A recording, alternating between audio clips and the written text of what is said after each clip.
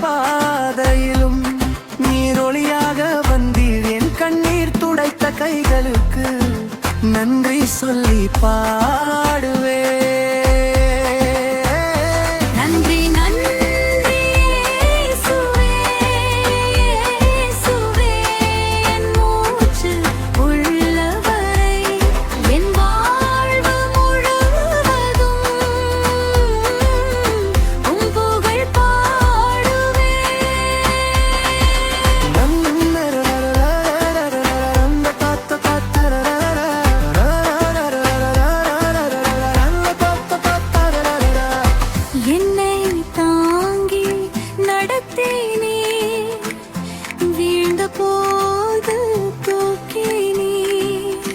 உலகம் விட்டு போன நாளிலும் நீர் என்னோடு இருந்தீர். நன்றி நன்றி.